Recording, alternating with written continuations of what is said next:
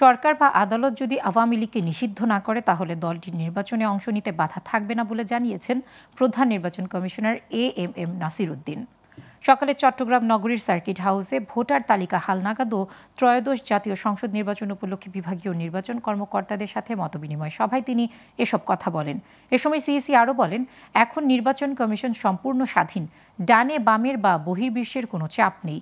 সাংবাদিকদের প্রশ্নের জবাবে তিনি আরও বলেন, বাড়ি বাড়ি গিয়ে ভোটারদের আস্থা অর্জন করা হবে। এছাড়া নির্বাচন সুষ্ঠু করতে সবার সহযোগিতাও কামনা করেন তিনি। পুরানো যে দলের কথা বলছেন এরা কিন্তু বহু আগে রেজিস্টার্ড, এটা আমাদের এখানে রেজিস্টার্ড। সুতরাং সরকার যদি কোনো দলকে নিষিদ্ধ ঘোষণা না করে তাদের রেজিস্ট্রেশন তারা আমরা বাতিল করতে পারি না।